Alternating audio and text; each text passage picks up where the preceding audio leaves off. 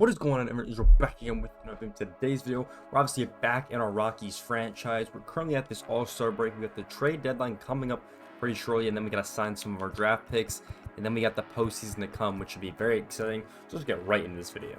All right, there we go. Our third round pick has decided to sign with us, so we're going to be kind of getting these contracts kind of done pretty quickly. I think I'm going to wait on these two to get some more interest, but we're still going to be signing our draft picks.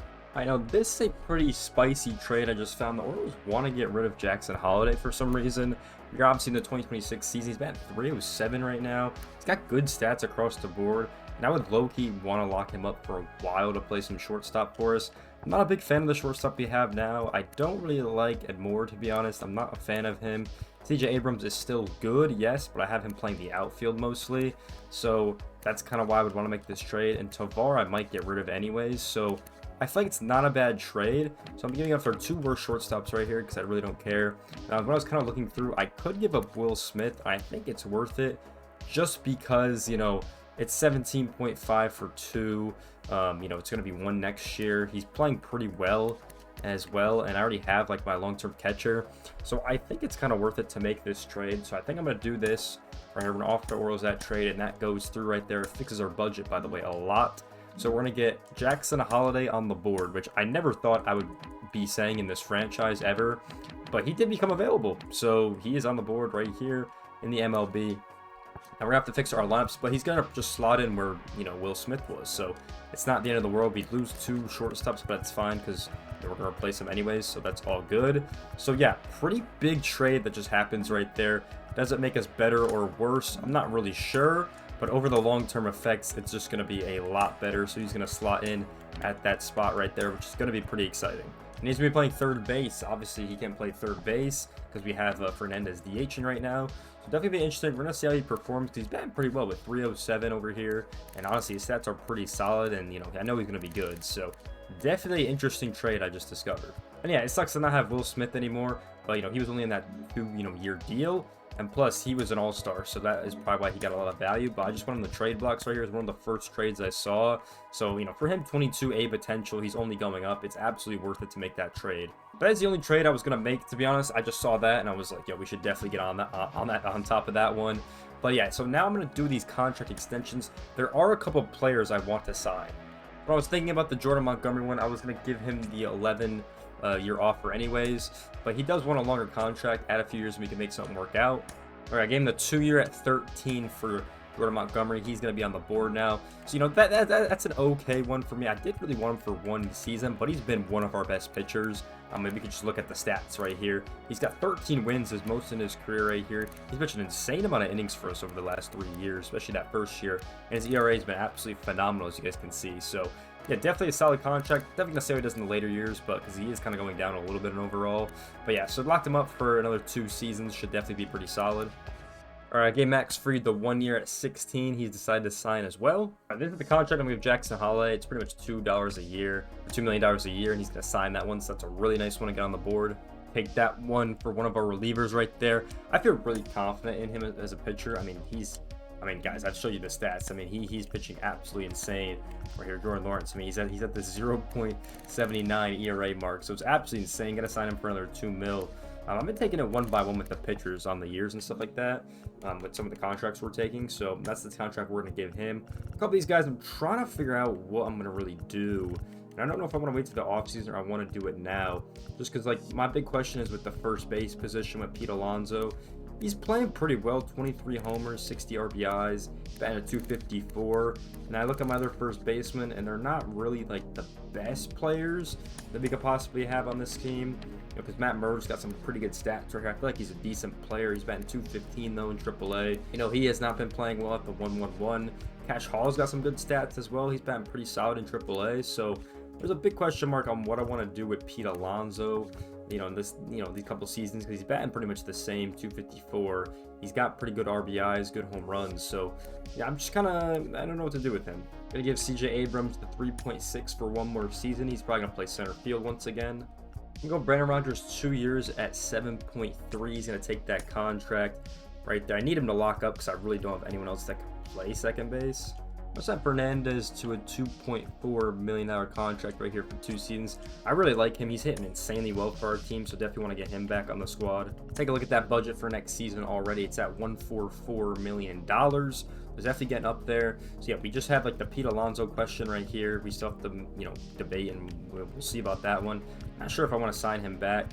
Polanco's another one. I don't really think I'm going to want him back. I kind of said this was going to be his last season, and he's not playing the best. And I don't really know if he's going to get signed by another team, so not sure if I really want him back. Marquez is another pitcher that I don't think I'm going to bring back. He's been with Colorado pretty much his whole career, but I really don't think I really want him anymore. He's not performing the best. He never really has, to be honest, with Colorado.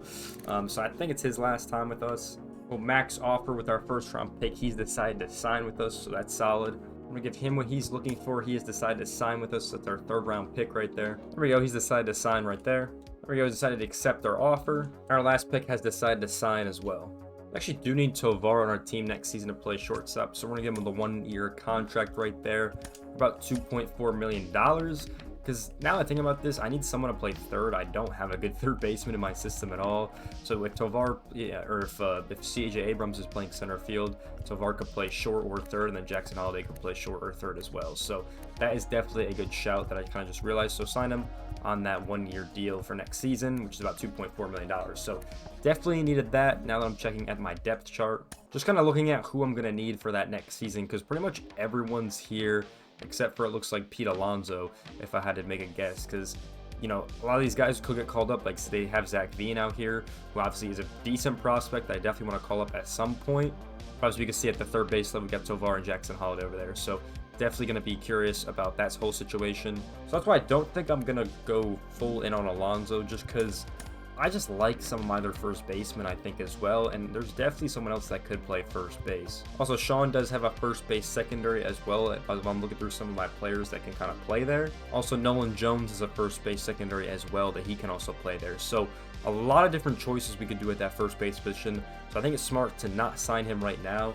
If I have Nolan Jones at first, for example, like if you go back to that depth chart, if I got Nolan Jones at that first base position, and I got Veen out in left, or I even got Fernandez out there in left, who's also an outfielder.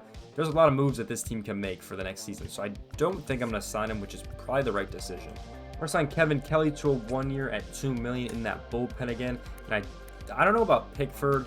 He had that really good season in 2024, but ever since he's been with this team, hasn't really performed. He's obviously at almost a 6 ERA, and he's like a 5 ERA over here, so not really sure. Going to decide in the offseason kind of what I want to do with that whole relieving staff, but I think for right now I'm feeling confident about this. I'm not going to extend Polanco or Alonso, I think, and some of these guys we're going to figure out in the offseason.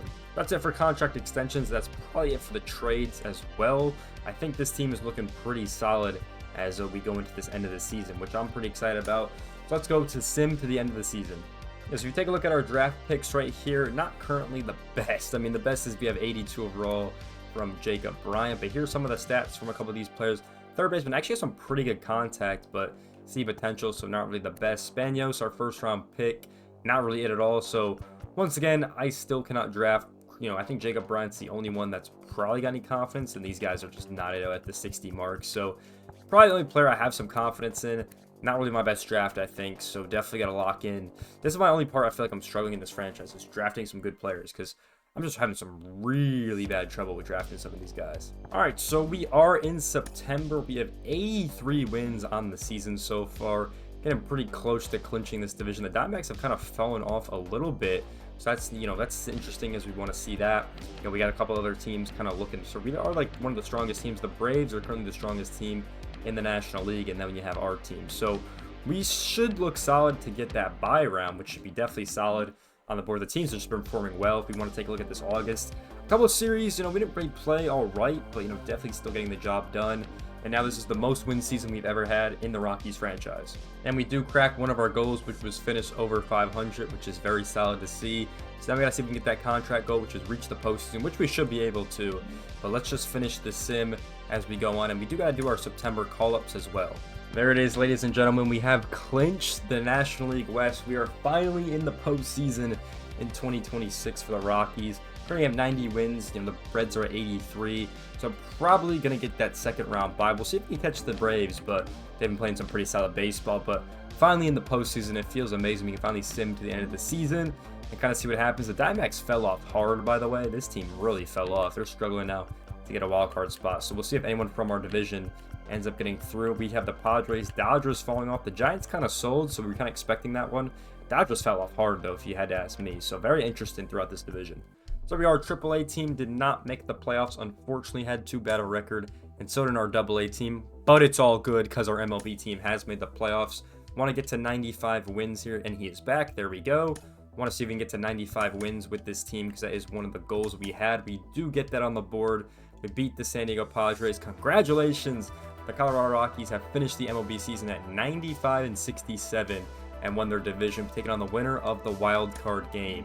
So there we have it, ladies and gentlemen. We are in the postseason.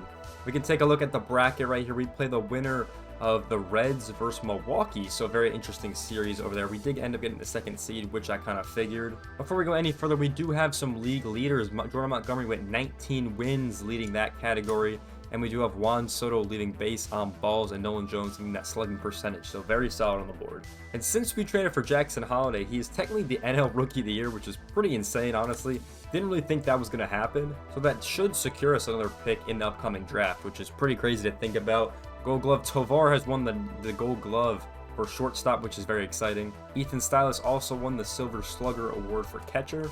Juan Soto won the Silver Slugger for outfield. Nolan Jones won the Silver Slugger for outfield. I guess Juan Soto won it last year, and I didn't even realize. That's pretty funny, actually. So we finally get back in the postseason. We did some off-season stuff as well in this episode, so definitely excited. I'm excited to be back in this postseason. I want it. This is where I want to be, you know. So it should be exciting. Hope you guys enjoyed this one. The next episode will be the postseason. Even if we get swept, that's gonna be the episode. So it should be exciting. But I hope you guys enjoyed this video. Make sure to like, comment, subscribe. I'll see you guys in the next one. Peace out, everyone.